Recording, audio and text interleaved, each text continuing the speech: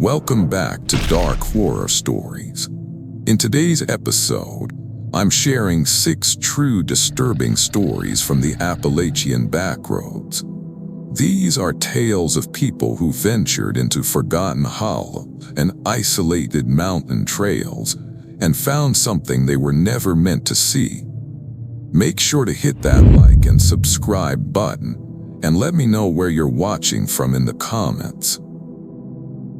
Story 1. The cabin sat about 40 miles northeast of Beckley, West Virginia, tucked into a fold of mountains my uncle used to call the Crease. My Aunt Diane left it to me when she passed, along with about 15 acres of ridge land that hadn't been properly maintained in maybe 2 decades. I was 31 and going through a rough patch with work, so the timing felt almost like a sign. A place to clear my head, maybe fix up and sell, maybe keep as a weekend spot. I'd only been there twice as a kid, and I remembered it being dark inside even during the day, all those trees pressing close.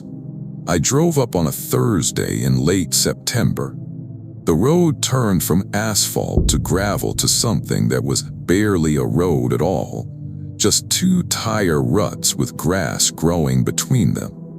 My Subaru bottomed out twice before I even saw the cabin.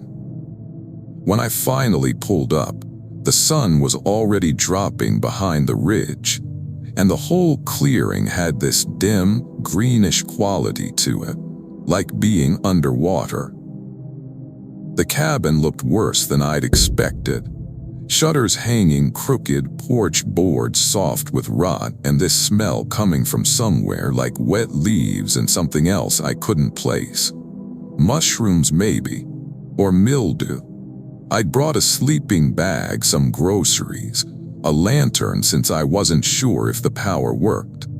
The plan was to stay 2 nights, assess what needed doing, then head back to Charleston and figure out if this place was worth the trouble.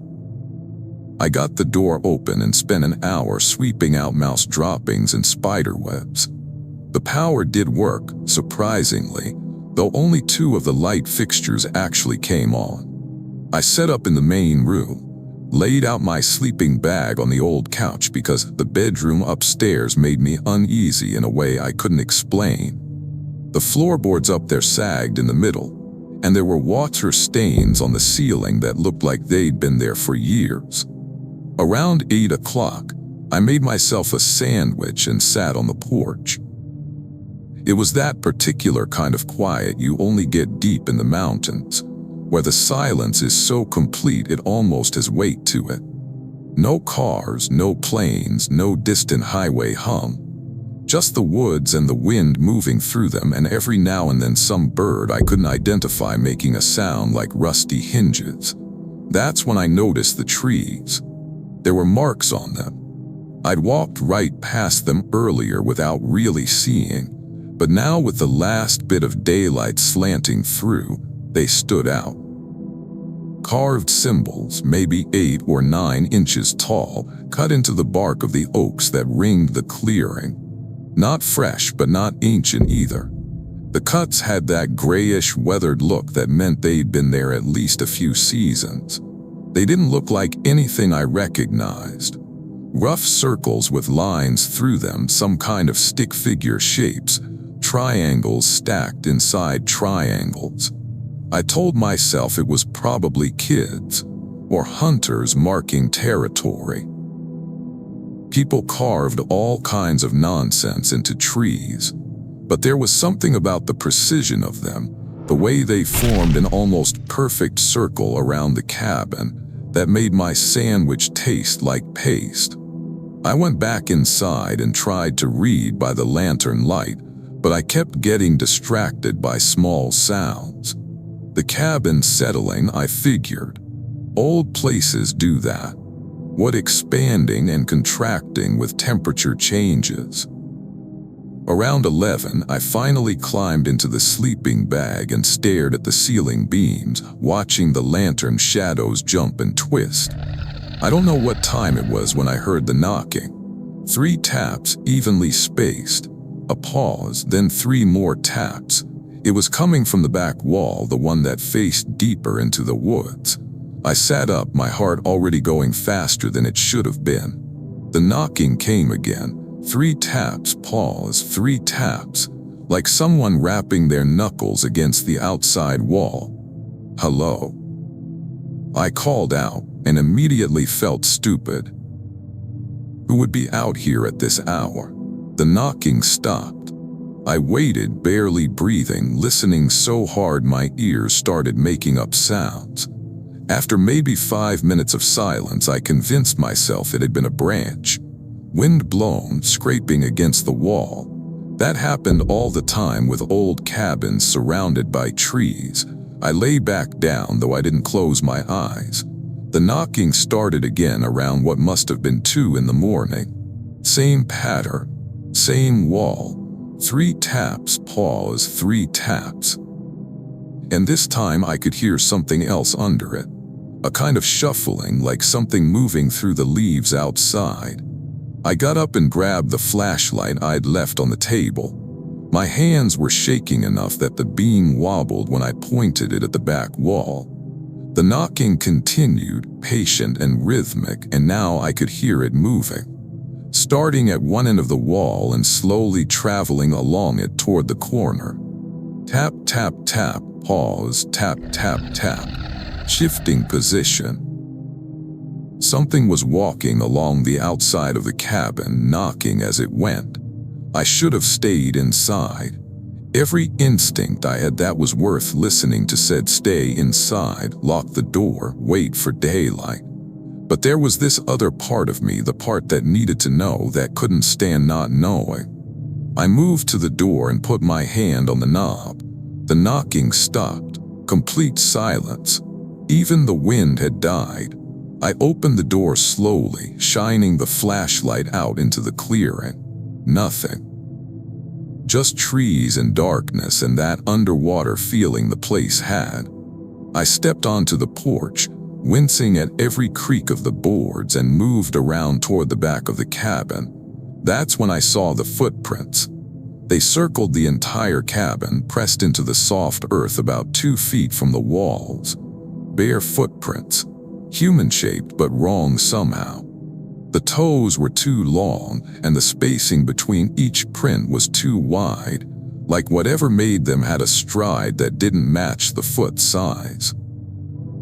I followed them with my flashlight beam, watching them loop around the cabin in a perfect circle, overlapping in some places where the thing had passed the same spot multiple times. One set of prints led away from the circle, heading back into the woods. I don't remember deciding to follow them. It was like my body made the choice without consulting my brain. I stepped off the porch and moved across the clearing, keeping the flashlight trained on those prints. They led to the tree line and then kept going, winding between the oaks and the mountain laurel, heading upslope. About 30 yards in, I found the first arrangement. Small bones hung from a low branch on what looked like fishing line. Squirrel bones, maybe, rabbit. They'd been cleaned completely, bleached white, and strung up in a pattern that made me think of wind chimes. Except they weren't moving. No breeze, they just hung there perfectly still. The footprints continued past them. I should have turned back.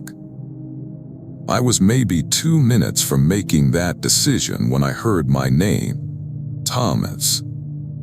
It came from deeper in the woods, upslope, spoken in a voice that sounded exactly like my Aunt Diane.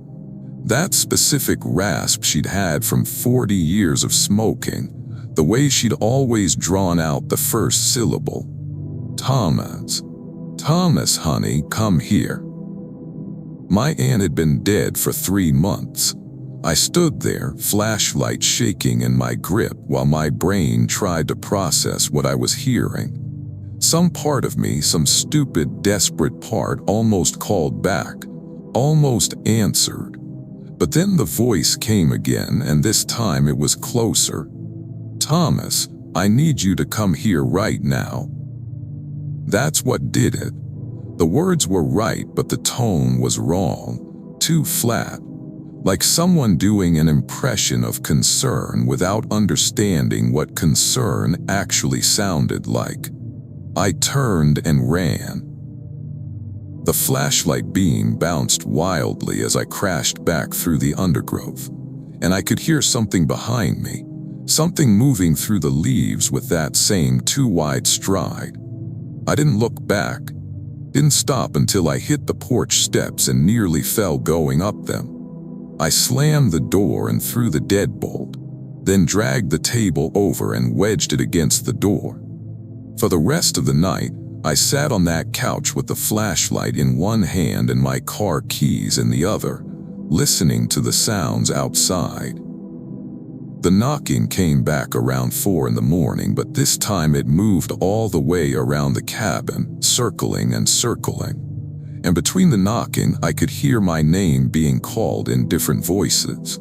My aunt, my mother, my ex-girlfriend Sarah, even my own voice at one point, which made something cold drop into my stomach. At first light, I didn't wait, didn't pack anything. Just grabbed my keys and ran for the Subaru. That's when I saw what was on the hood. More bones, arranged in a spiral pattern, each one placed with deliberate care, and in the center a symbol carved into the paint, the same symbol from the trees, a circle with lines through it. I swept them off with my sleeve, got in and drove. The engine started on the first try, thank God. I didn't look in the rearview mirror until I hit the paved road. I sold the cabin through a realtor, never went back. Took a loss on it just to be done. Sometimes I think about those footprints, how they circled the cabin over and over, like whatever made them was trying to find a way in. Or maybe learning the shape of the place, memorizing it. About a month later, I found a Polaroid in my jacket pocket.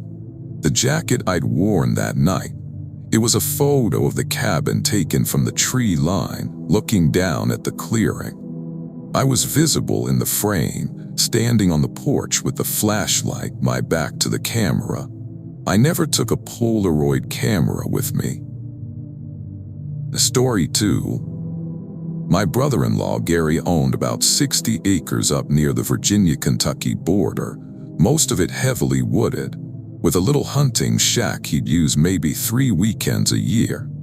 When his diabetes started getting worse and he couldn't make the drive anymore, he asked if I'd go up and check on the place, make sure squatters hadn't moved in or the roof hadn't caved. I'd been meaning to anyway.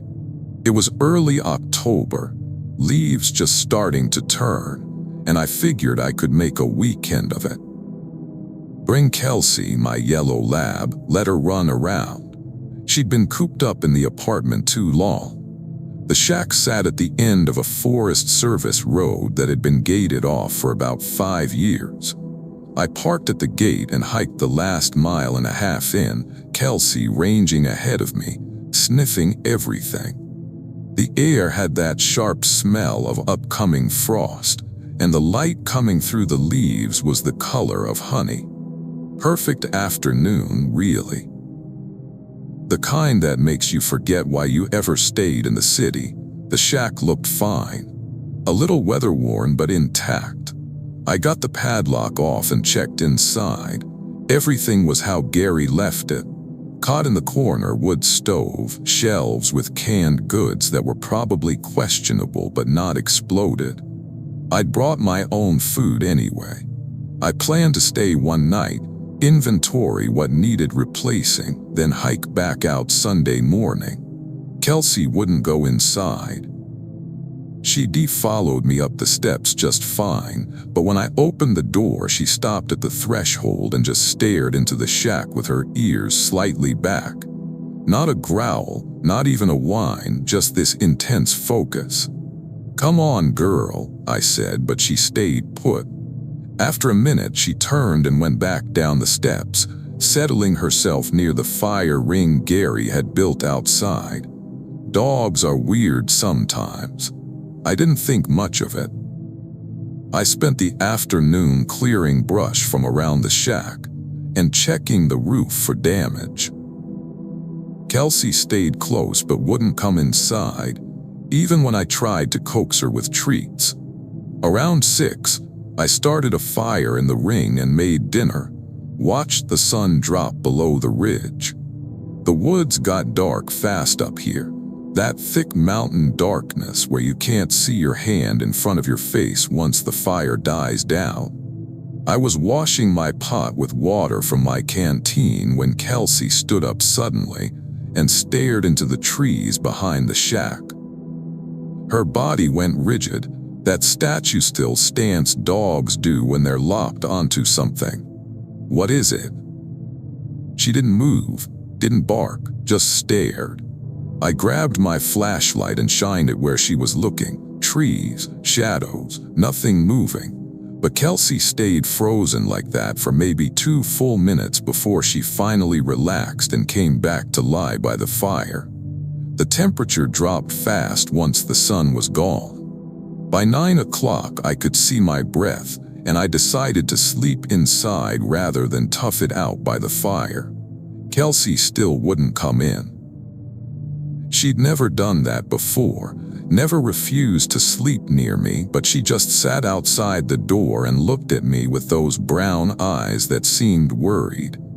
"Fine," I said. "Your choice." I left the door cracked so she could change her mind, got into my sleeping bag on the cot and tried to read by flashlight. Gave up after 20 minutes because I kept listening to sounds outside. Normal sounds, I told myself. Wind, settling wood, small animals. I must have fallen asleep around 11 because the next thing I remember is waking up in complete darkness, the flashlight dead beside me. The door was still cracked, and through the gap I could hear Kelsey making a sound I'd never heard from her before. A low, continuous whine, almost like a moan. I sat up, groping for my other flashlight, the big mag light I'd left near my pack. That's when I heard the breathing. It was inside the shack with me. Close. The rhythm was wrong, too slow and too deep, like something much larger than a person drawing air. I found the mag light and turned it on with hands that barely worked. The beam swept across the empty room. Stove, shelves, nothing. But the breathing continued, and now I could place it. It was coming from under the cot. I've never felt anything like what I felt in that moment. A kind of fear that makes you cold and hot at the same time. That makes your muscles lock up even though every fiber of your being is screaming at you to move. I pointed the flashlight down, angling it toward the space beneath the cot. The gap was maybe 10 inches high. Shadows and dust and old floorboards, and 2 eyes reflecting back at me. Not animal eyes. They were too large, too forward-facing, set in something pale that I couldn't quite make out because the angle was wrong and the space was too narrow. But I could see enough. The eyes didn't blink. They just stared up at me from under the cot where I'd been sleeping. The breathing stopped. I rolled off the cot away from the eyes, hit the floor hard, and scrambled backward toward the door. The light swung wildly, and for just a second I saw something start to emerge from under the cot. An arm. Too long and too thin, fingers splayed against the floorboards. I didn't wait to see more. I went through the door so fast I nearly fell down the steps, Kelsey already running, and I ran after her. No plan, no direction, just away. The flashlight showed trees and more trees, and I could hear something behind me, something that moved through the underbrush with a sound like branches snapping. Kelsey knew the way better than I did. She led me back toward the Forest Service road, and I followed her bobbing white tail through the darkness, lungs burning, branches tearing at my jacket. I don't know how long we ran. Time does strange things when you're that afraid. Could have been 10 minutes, could have been an hour. We reached the gate and my truck, and I got us both in and locked the doors. Sat there shaking, engine running, heater blasting even though I couldn't seem to get warm. In the rearview mirror, I thought I saw something pale standing at the edge of the headlight range. Just for a moment. Then it was gone. I drove to a gas station 40 miles away and sat in the parking lot until sunrise with Kelsey pressed against my side. Called Gary around 8 and told him something vague about the place not being secure. He sold the land 6 months later. Last week, I found something in the pocket of the jacket I'd worn that night. A small, thin bone, clean and white. It wasn't there before, I'm sure of that. It was curved in a way that made me think of a rib, but too narrow, too delicate. I threw it in the dumpster behind my building, but sometimes I still think about those eyes under the cot, the way they'd watched me sleep. How long had it been there before I woke up? Story 3. The fire tower sat at the top of Whistler Ridge, about 8 miles outside of Morganton, North Carolina. I'd gotten hired as a seasonal fire spotter, which basically meant sitting alone in a 15 by 15 room at the top of a steel tower for 10-hour shifts, watching for smoke. It was my second week. The job paid decently, and I'd thought the solitude would be good for me after the year I'd had. Breakup, lost job, the usual catastrophes that pile up when you're in your late 20s and feeling like you've made every wrong choice possible. The tower was old, built in the 40s, and it swayed in heavy wind. The stairs going up made my legs burn every morning, all 93 steps of them. But the view was incredible once you got to the top. Miles of mountains in every direction, nothing but green and sky. My supervisor, a woman named Patricia who I'd met exactly twice, had mentioned that the previous spotter quit suddenly. Didn't give notice, just called one morning and said she wasn't coming back. Patricia chalked it up to the isolation getting to her. That happens sometimes, she said. Not everyone can handle being alone that much. The first few days were fine, peaceful even. I'd bring books and coffee, sit in the swivel chair, and scan the horizon with binoculars every 15 minutes like I'd been trained. The radio occasionally crackled with check-ins from other towers and base camp. Otherwise, it was just me and the wind and the sound of the tower creaking. On my 6th day, I found the notebook. It was wedged behind the fire equipment locker, a spiral-bound thing with a blue cover that had gotten sun-faded to almost white. I probably wouldn't have noticed it except that I dropped a pen and had to get down on my knees to reach it. The notebook was there in the corner, pushed back against the wall. Curious, I opened it. The handwriting inside was neat and small, the ink slightly faded. Dated entries like a log. June 3rd, clear day, no smoke. Saw something moving on the North Trail around 4 p.m. but too far to make out clearly. June 8th, radio acting strange. Getting static even when no one's transmitting. Checked connections, everything seems fine.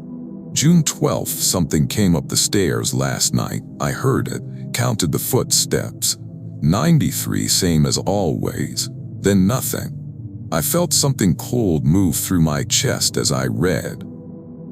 The entries continued, getting progressively more unsettled. June 15th, it's watching from the trees, I can feel it. June 18th, found scratches on the outside platform. Metal, 4 parallel gouges. The last entry was dated June 22nd. I'm not staying tonight. I know I'm supposed to overnight on Thursdays, but I'm not staying. I can hear it climbing the stairs during the day now. It stops at step 47, always 47. I haven't looked out to see what it is. I think that's important somehow. I think it wants me to look." The notebook ended there. I sat in the chair holding it while my coffee went cold beside me. I told myself it was a prank, the previous spotter messing with whoever came after her. But there was something about the handwriting, the way it got shakier toward the end, that made it feel genuine. I almost left. Almost radioed Patricia and said I was done. But I needed this job, needed the money.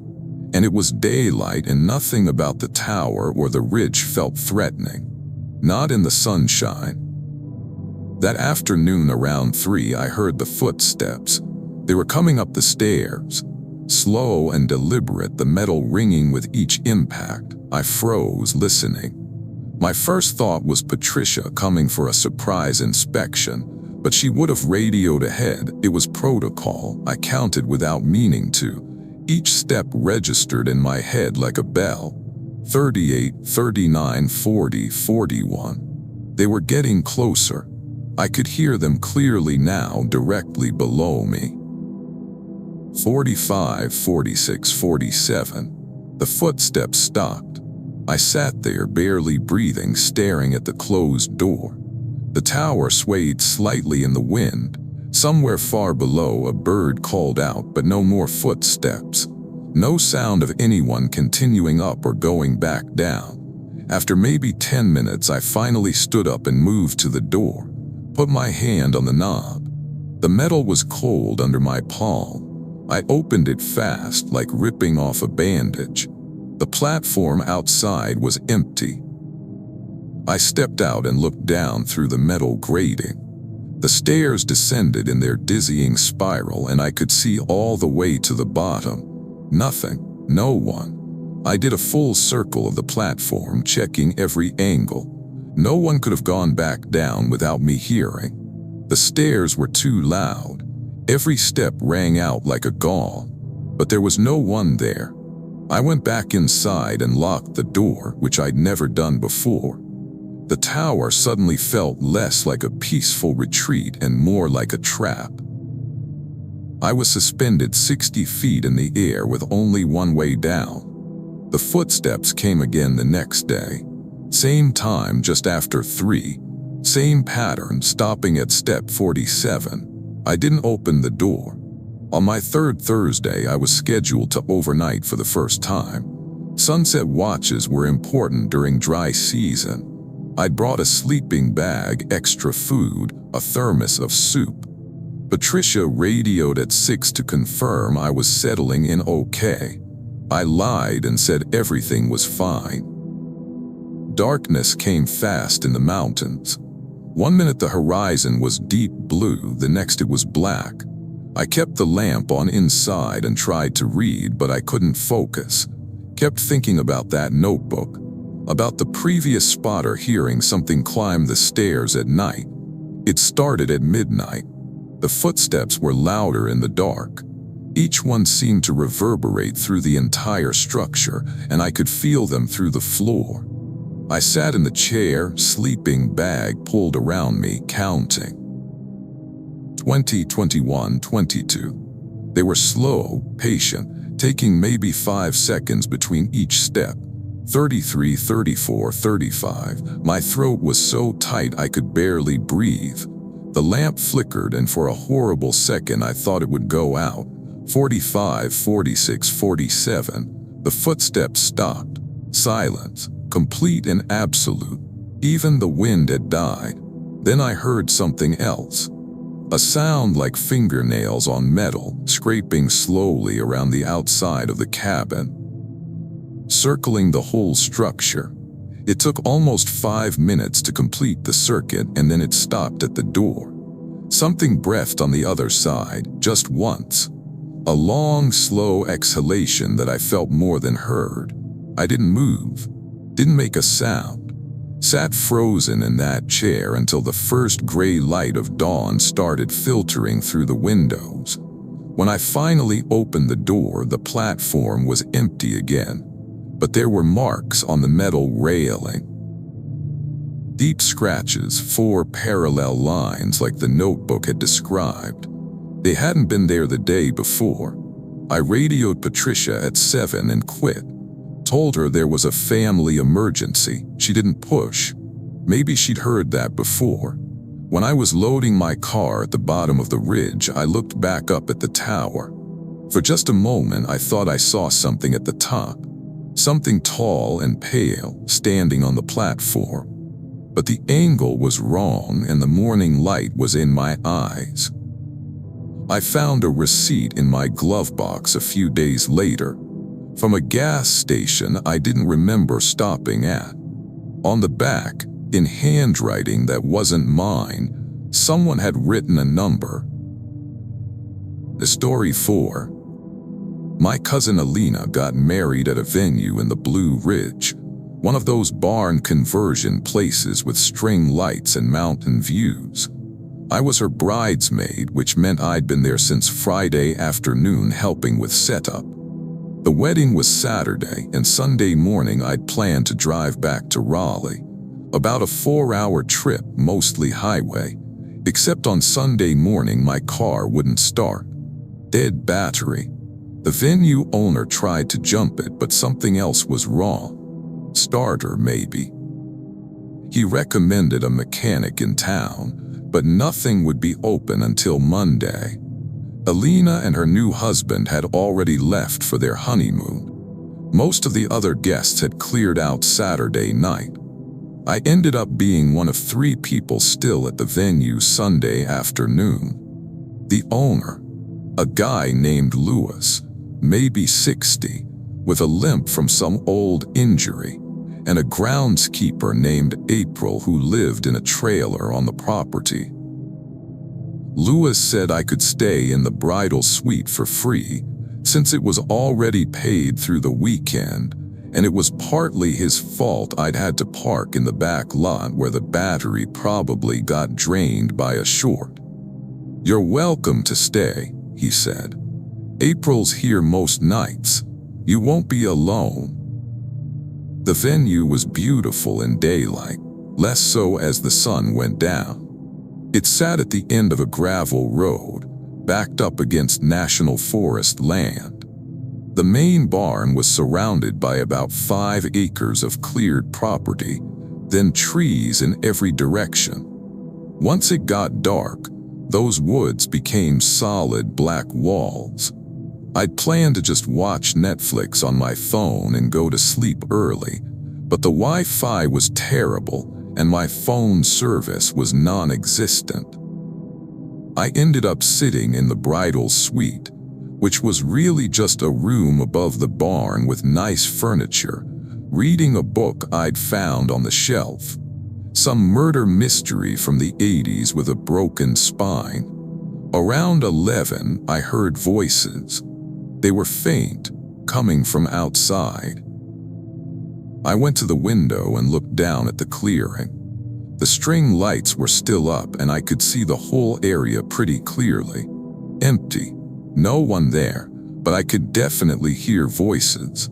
Multiple people talking, too low for me to make out words, but with that particular rhythm of conversation. Someone would say something, pause, another voice would respond. I almost convinced myself it was April and Lewis. Maybe they were on the far side of the barn and the sound was carrying weird. Mountains did that sometimes, bounced sound in strange ways. But then I saw the lights. Small flickering lights, dozens of them moving between the trees at the edge of the clearing, like lanterns or candles being carried by people walking in a line. They moved slowly, weaving through the woods parallel to the property line, and I could hear the voices more clearly now. They still weren't speaking English. At least I didn't think so. The language was lilting and strange with too many vowels. I watched for maybe 5 minutes trying to make sense of it. Some kind of ceremony, people who owned land nearby. But it was nearly midnight on a Sunday. Who would be out in the woods at this hour? The light stopped at one point, all of them clustering together, and the voices rose in volume. Almost like singing, but not quite. The melody was raw. Too many notes happening at once, harmonies that didn't fit together. Then they started moving again, and this time they were coming closer. Heading toward the clearing, I stepped back from the window, my heart suddenly going faster. The lights emerged from the tree line and I could see them clearly now. Each one was a small flame, candle-sized, floating about chest height, but there was nothing holding them. No lanterns, no people, just flames hanging in the air, drifting across the clearing toward the barn. The voices came with them, dozens of them, speaking and singing in that strange language, but I still couldn't see anyone. Just the lights and the voices moving together. I should have stayed in the room, locked the door, but some part of me needed to understand what I was seeing. I left the suite and went down the stairs to the main level of the barn. The big sliding door was partially open, the way Lewis had left it. Through the gap, I could see the clearing and the lights. They were maybe 30 yards away now, drifting in a loose cluster. One of the lights separated from the others and floated toward the barn, toward the open door. I backed up, knocking into a chair, my breath coming too fast. The light came through the doorway, floating at eye level. The flame was pale, almost blue at the center, and it cast no shadow despite the light it gave off. I could feel heat from it, though. Real heat, like standing near a campfire. The voice came from the light itself. A woman's voice speaking in that unknown language. Not harsh, almost gentle, like she was asking a question. I couldn't move. Couldn't look away from that floating flame. And then something happened that I still don't understand. The voice shifted, the words changing mid-sentence until suddenly I could understand them. "Why are you in our gathering place?" My mouth opened, but nothing came out. The flame drifted closer, maybe an arm's length away now. "This is our night. You shouldn't be here." "I'm sorry," I finally managed to say. "I didn't know. My car broke down. I'm leaving tomorrow." The flame flickered, dimming slightly. The voice was quiet for a long moment, and I could hear the other voices outside, still singing or chanting or whatever they were doing. "Leave now," the voice said. "Walk to the road. Don't look back. If you stay, you'll join us." "Join you?" "We are the held. We are the ones who couldn't leave. The land keeps us. Each year we gather, and each year we look for company. We have been here since before the barn, since before the road. You are alive. We would like you to stay." There was something in the way she said like that made my skin crawl. A hunger in it that didn't match the gentle tone. I ran, not toward the door, the lights were there, but toward the back of the barn where Lewis had showed me a service entrance. I hit the door hard, threw it open, and ran into the darkness behind the barn. Branches immediately tore at my face and arms, but I didn't stop. I crashed through undergrowth, tripped over roots, got back up. I could see lights behind me. They were following, weaving between the trees with that same patient drift. The voices had changed. They weren't singing anymore. They were calling. "Come back, stay with us. We're lonely." I ran until my lungs burned, until I couldn't run anymore, and then I kept going anyway. I don't know how long it took to reach the road. The gravel cut into my feet. I'd lost my shoes somewhere in the woods. When I finally stumbled onto the pavement, I looked back. The lights had stopped at the tree line. Dozens of them clustered together, floating in the darkness. They stayed there for maybe a minute, then slowly drifted back into the woods. I walked 3 miles in my socks to the nearest gas station, called a cab from there to take me to a motel in town. I never went back to the venue. Lewis eventually had my car towed to the mechanic, and I picked it up 2 days later. Before I left town, I asked the mechanic about the venue. If he knew anything about its history. He gave me a strange look. That whole clearing was a cemetery once, back before the Civil War. They moved the stones in the 30s when someone wanted to build there, but I guess they didn't move everything. Last month I got a postcard. No return address, postmarked from the town where the venue was. On the front was a picture of the Blue Ridge at sunset. On the back, in handwriting that looked like it was from another century, were 4 words. "We are still waiting." Story 5. I worked for the Virginia Department of Transportation for 3 years, mostly doing road surveys and marking trees for clearing. In October, I got sent to evaluate an old access road that hadn't been maintained since the 80s. It was supposed to connect to a fire trail, but somewhere along the way it had been abandoned and left to grow over. My job was to determine if it was worth reclaiming or if we should just formally close it. The road, if you could call it that, started about 12 miles north of Wytheville. By the time I reached it, the pavement had given way to gravel, which had given way to dirt and grass. My truck could only make it about half a mile in before the undergrowth got too thick. I parked and continued on foot with my GPS camera and surveying equipment. It was a Tuesday, I think, or maybe Wednesday, early in the week. The weather was cool but not cold, and the leaves were at peak color. Perfect conditions for a day of hiking and measuring. I'd planned to spend about 6 hours on site, document the road's condition, then drive back and file my report. The first mile was easy, standard forest reclamation. Saplings growing in the roadbed, erosion channels, the usual. But around the 2-mile mark I noticed the trees. They were different here. The oaks and maples gave way to something else, something I didn't immediately recognize. The bark was too smooth, almost waxy, and the leaves were shaped wrong. Too round with serrated edges that looked sharp even from a distance. They grew close together, creating a canopy overhead that blocked most of the light.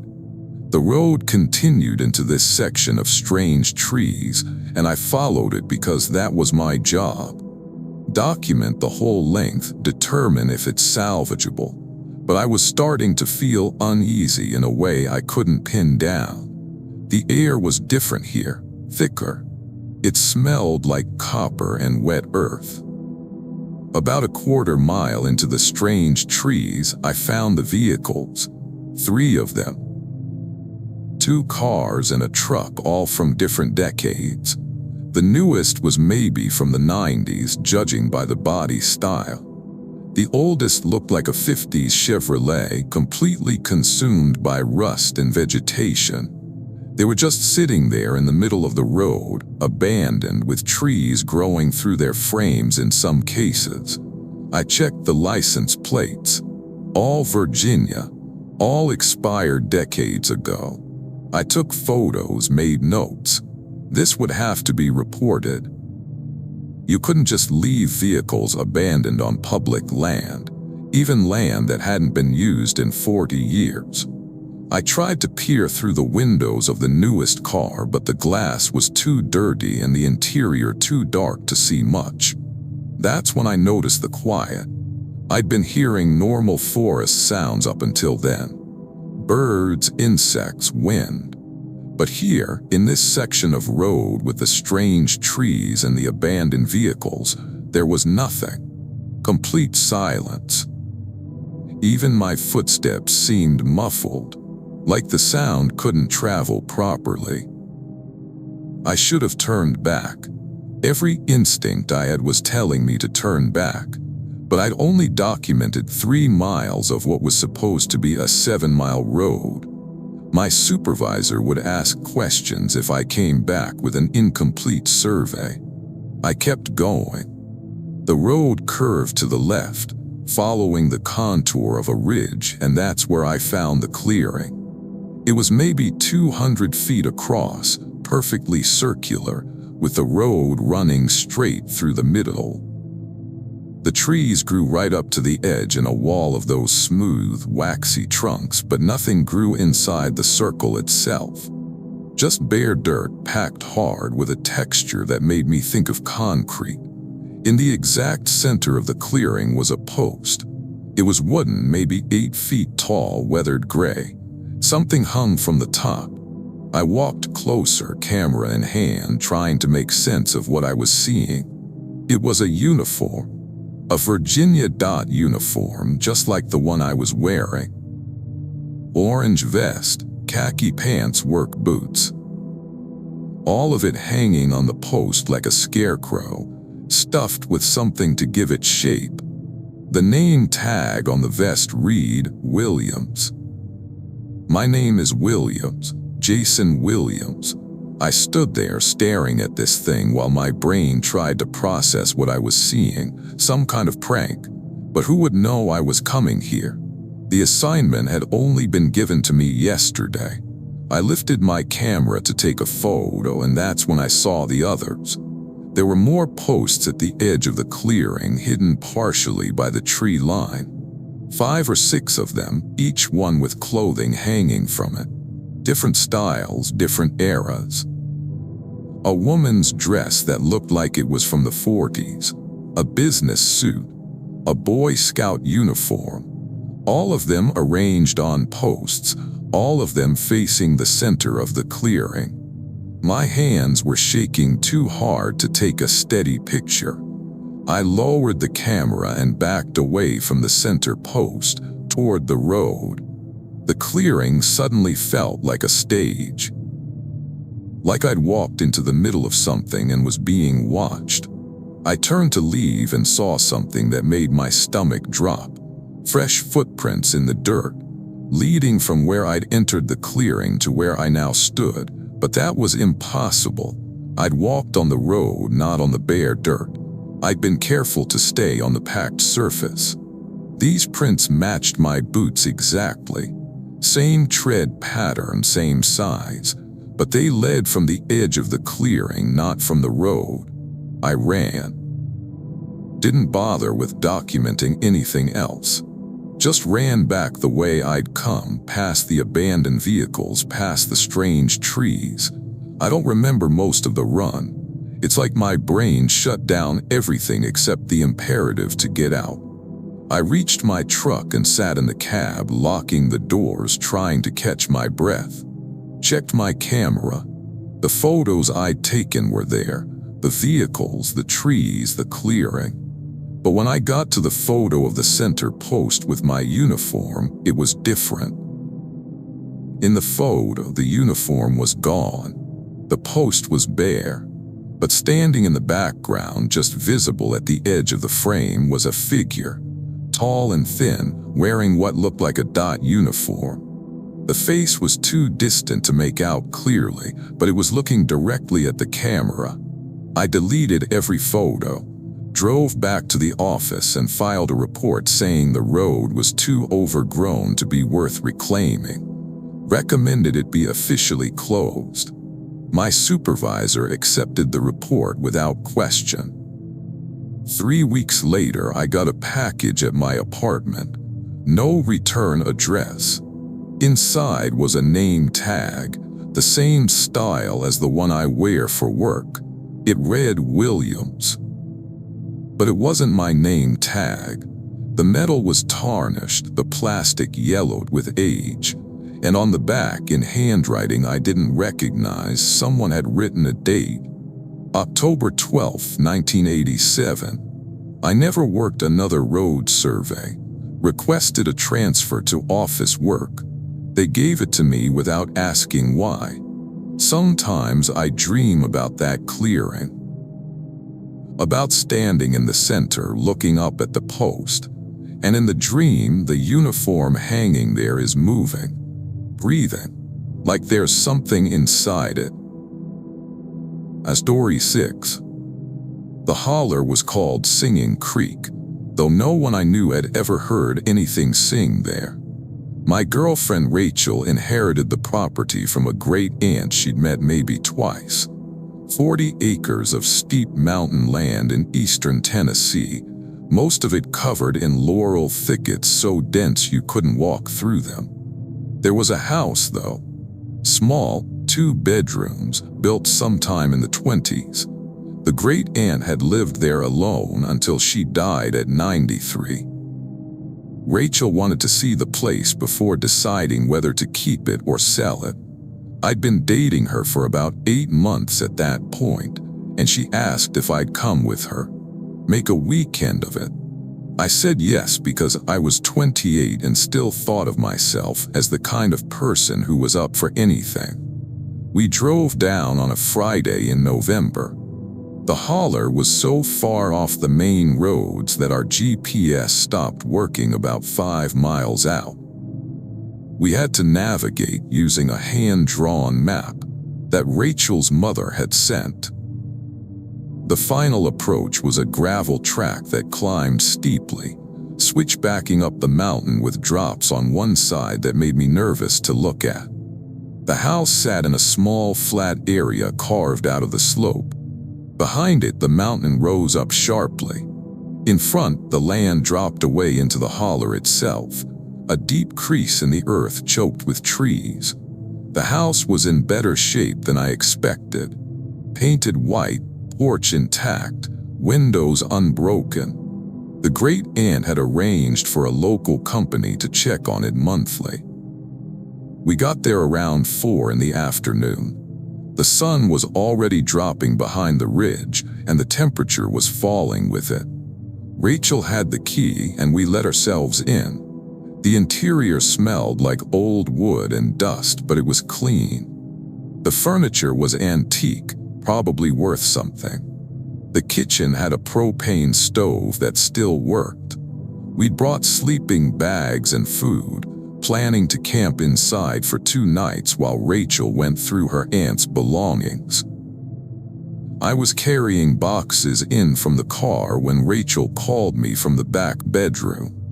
"Jason, look at this." She was standing in front of a closet, the door open. Inside, covering every surface, the walls, the ceiling, the inside of the door were symbols, drawn in what looked like charcoal or pencil. Hundreds of them overlapping, covering every square inch. They were similar to each other but not identical. Circles with marks inside, stars with too many points, shapes that hurt to look at because they seemed to suggest dimensions the eye couldn't quite follow. "What the hell?" I said.